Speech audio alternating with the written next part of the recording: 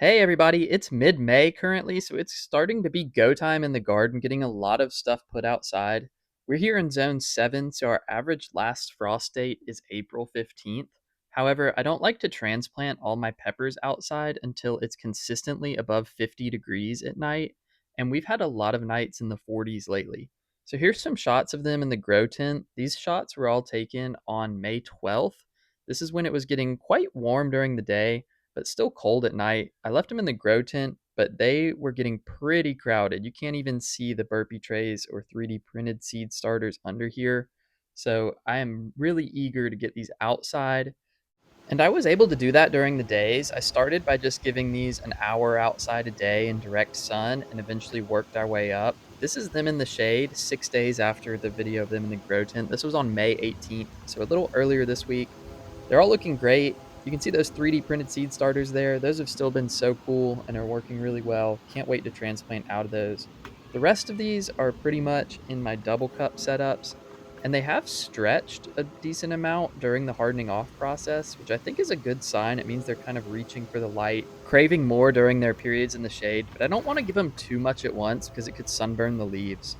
One question I get all the time in the comments on my page is if I top my plants or prune them at all, and I don't do any of that for my pepper plants. I just give them good light and good nutrients, and you can see there that it's branching out where the leaves meet the stem, no problem at all on its own. This is a beautiful little hatch chili seedling, and the rest of these are looking good as well. I wanted to start this video with the peppers. I know that's what you guys are here for. So here they are again on the 18th of May, and these will probably all get transplanted next week.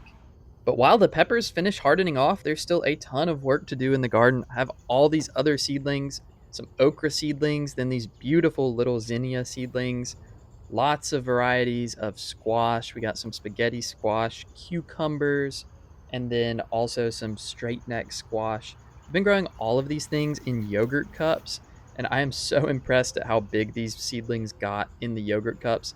This one even has a squash on it that it looks like is fully pollinated and about to grow. So that's pretty crazy. Even got some pumpkins here. But I want to give a big shout out to Urban Garden Outfitters for sending me some fertilizer and worm castings. I used the Mission Grow 312 liquid organic on my pepper plants all last season, and they did awesome. I had really good harvests, and the plants stayed super healthy. So I'm excited to use it again this season. I did notice that they rebranded their bottles, but they assure me that it's still the same great formula. Because my pepper plants are still small, I've been watering them with this at a rate of 1 tablespoon per gallon, but I'll probably increase that a bit once they're transplanted next week. And I'm about to use some of the worm castings they sent me to transplant all those squash and okra plants, but I definitely reserved some to use with the pepper plants as well. These are all my okra plants in a burpee tray. Got some holes dug, and I'll be using the DYNOMYCO and worm castings at transplant for these things. But now it's time to start popping all these okra seedlings out and get to planting. My process for all of them will be the same. I dig a hole and then sprinkle in some of the worm castings, followed by some of the DYNOMYCO. I do the DYNOMYCO second because you want the mycorrhizal inoculant to come in direct contact with the roots to start forming those relationships. I've honestly never used the DYNOMYCO on okra, but I'm excited to try it because it does great things for my pepper plants, so I figure can't hurt. I'm really excited to be growing okra again this season. I actually didn't grow any of it last year just because I was going to be away a lot last summer. And if there's one thing about okra, that's that you have to stay on top of harvesting it.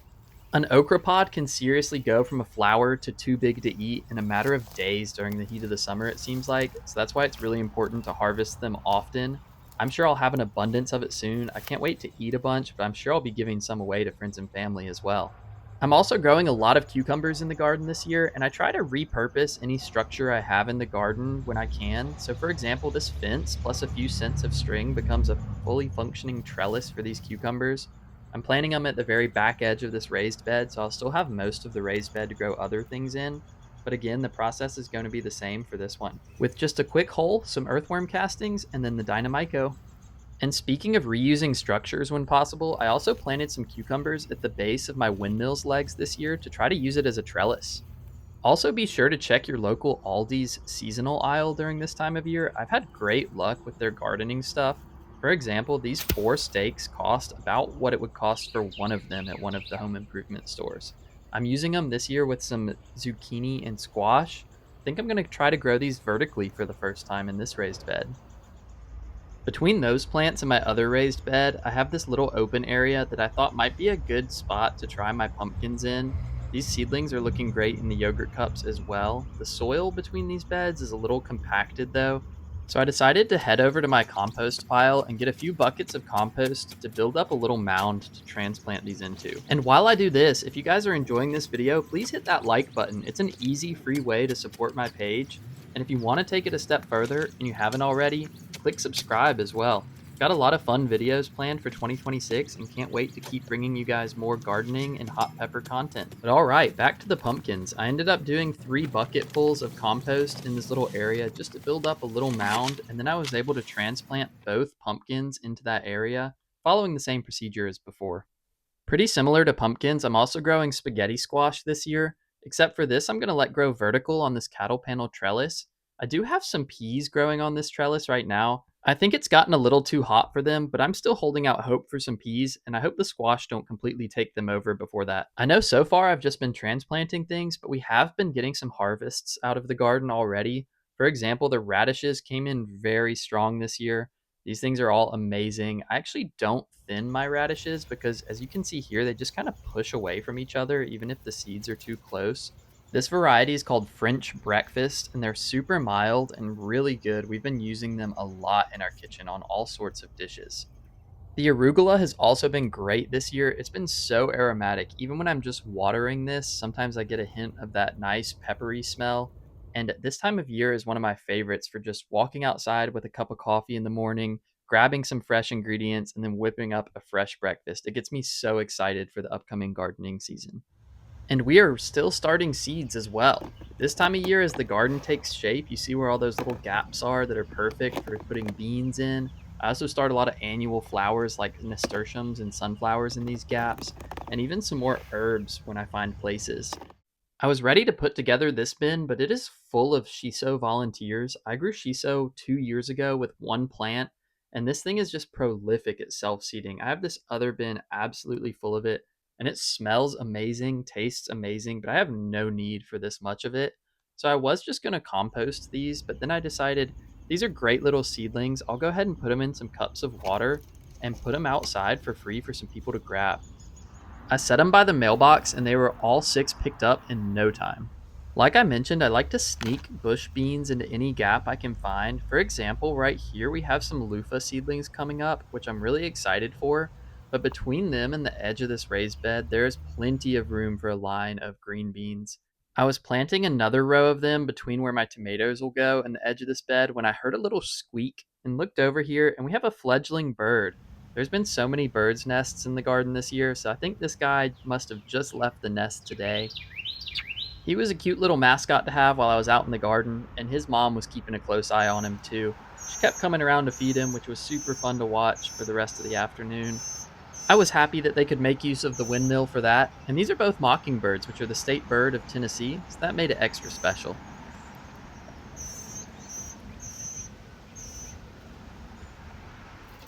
With all the seed sowing and transplanting done for the day, it was time to water it all in, and I'm still using my rain barrels, but my watering can has officially bit the dust. I've gone through a few of these cheap plastic ones, and they all suffer this same fate. The UV eventually just makes them more and more leaky until they're just completely cracked. So I decided to go old school. I got this galvanized steel one. This thing is awesome. The company who makes it has been in business for 115 years, which is crazy to think. But I've been enjoying it so far. It's also much more stable, so I can just set it on the ground while it fills up from my rain barrel. So I'm happy to add that to my toolkit this year. I also got more rain barrels. I made a Facebook post and some people just donated these to me. I'm super excited to hook them all up. You guys will be seeing more rain barrel content from me in the next few weeks. But for now, thanks for watching this one, and I will see you guys on the next one.